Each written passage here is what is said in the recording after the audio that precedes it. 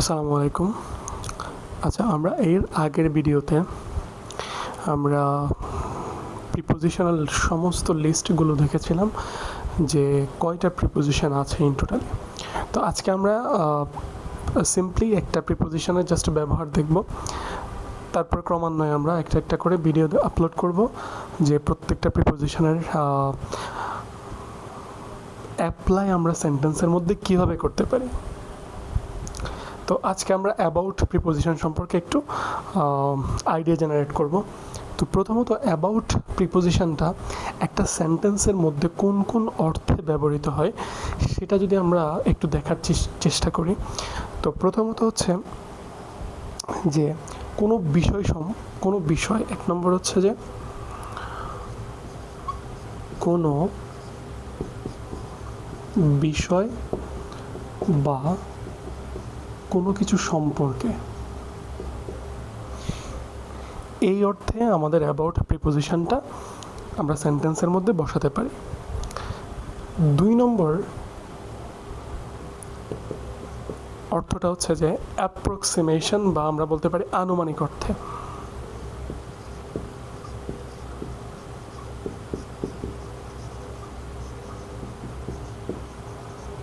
এই আনুমানিক অর্থে আমরা অ্যাবাউট প্রিপোজিশনটাকে কোনো সেন্টেন্সের মধ্যে ব্যবহার করতে পারি। 3 নম্বর হচ্ছে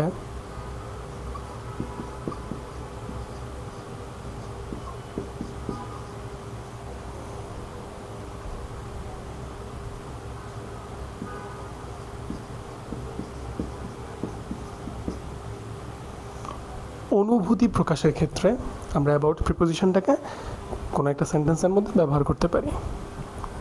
তো এখন আমরা যেটা দেখব কোনো বিষয় সম্পর্কে আমরা কীভাবে অ্যাবাউট প্রিপোজিশনটা ব্যবহার করি। এটা আমার মনে হয় সবাই মোটামুটি এই প্রিপোজিশনটার সম্পর্কে আইডিয়া আছে। তো আমরা একটু চেষ্টা করব, যদি আমরা আজকে থেকে চেষ্টা করি যে হ্যাঁ আমরা প্রিপোজিশন সম্পর্কে যেভাবেই হোক আমরা শিখব, ঠিক আছে, তাহলে আজকে থেকে আমরা শুরু করব, ঠিক আছে। তো যেমন একটা এক্সাম্পল যদি আমরা দেখি,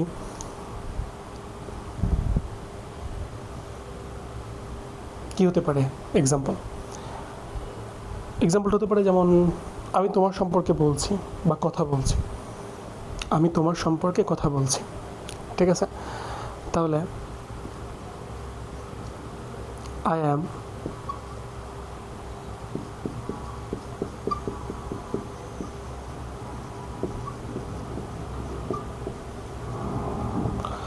টকিং অ্যাবাউট ইউ, আমি তোমার সম্পর্কে কথা বলছি, ঠিক আছে। তো এইখানে এই যে অ্যাবাউটটা, এটাকে আমরা সেন্টেন্সের মধ্যে ইনক্লুড করতে পারলাম।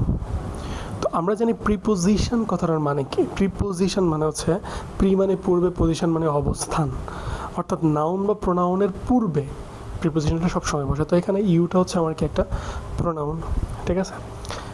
তারপরে আমরা যদি আরেকটা এক্সাম্পল দেখি,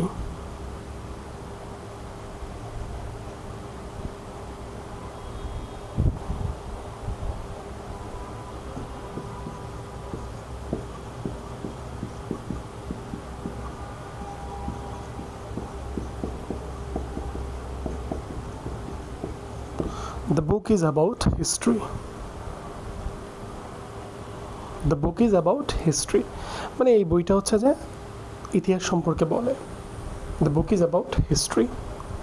3 নম্বর এক্সাম্পলটা আমরা কি দেখতে পারি, normally tell me about your plan.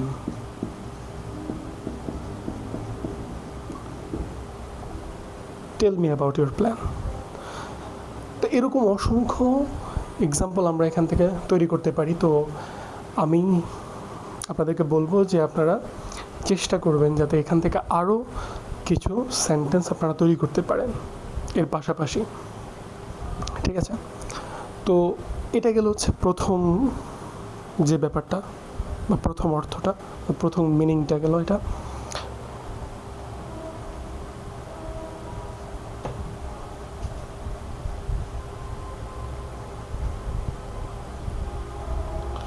আমরা এবার সেকেন্ড মিনিংটা নিয়ে একটু কথা বলবো। সেকেন্ড মিনিংটা কি? সেকেন্ড 2 নম্বর মিনিংটা হচ্ছে যে অ্যাপ্রক্সিমেশন বা আনুমানিক অর্থে।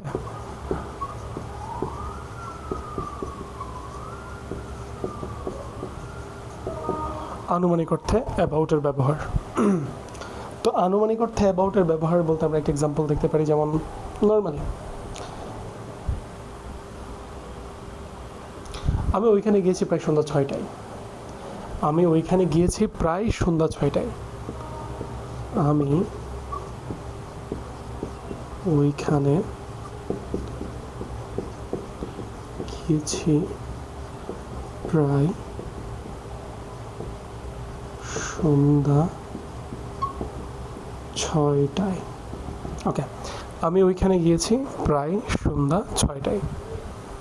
ঠিক আছে, তো এটার ইংরেজি। আচ্ছা, তো এইখানে ব্যাপারটা হলো কি, যে আমি ওখানে গিয়েছি প্রায় সন্ধ্যা 6টায়, অর্থাৎ I went there at about 6 PM।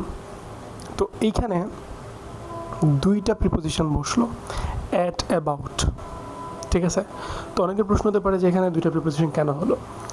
তো অ্যাট অ্যাবাউট, অ্যাট তো নর্মালি হচ্ছে কোনো টাইমের আগে আমরা নর্মালি হচ্ছে অ্যাট বসাই এখানে প্রিপোজিশন হিসেবে। তো আর অ্যাবাউটটা হচ্ছে যে আনুমানিক অর্থে।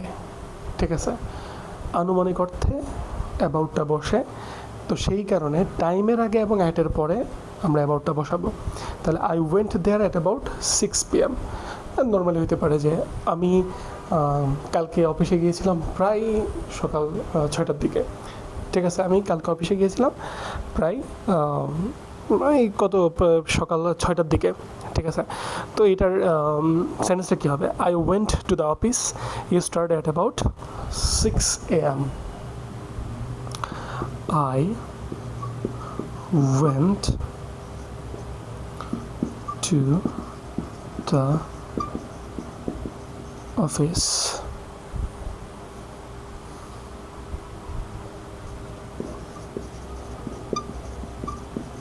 yesterday at about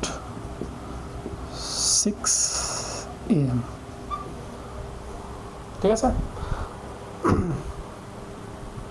এই এছাড়া আরও আমরা সেন্টেন্স বানাইতে পারি। কী আর সেন্টেন্স হতে পারে, যেমন he will arrive at about 5 PM। He will arrive at about 5 PM।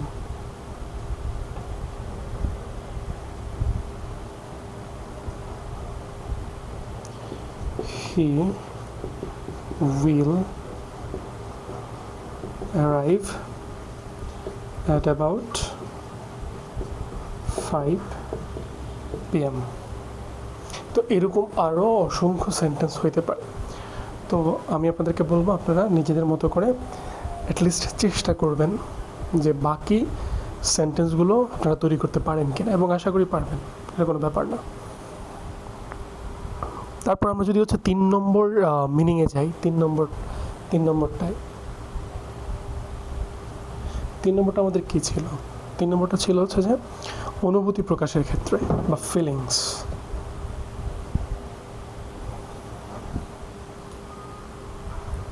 ফিলিংসের ক্ষেত্রে।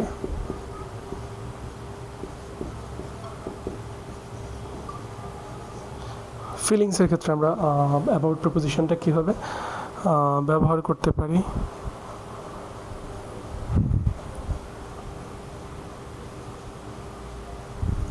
যেমন she is worried about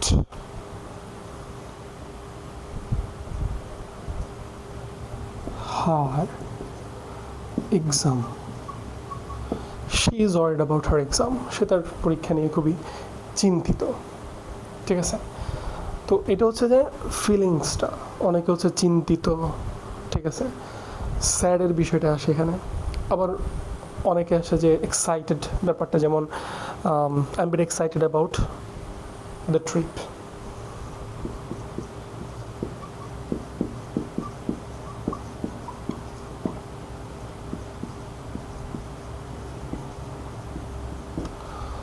I am very excited about the trip. Okay, I am very excited about the trip. ঠিক আছে, আমি ট্রিপটাতে খুবই excited. তো এরকম feelings অর্থ normally about ব্যবহৃত হয়। তো এই কয়টা ব্যাপারে আমরা অ্যাবাউট প্রিপোজিশনটা ব্যবহার করতে পারি। সো বাকিগুলো আমরা আস্তে আস্তে শিখবো। আজকের মতো এখানে, আল্লাহ হাফেজ, আসসালামু আলাইকুম।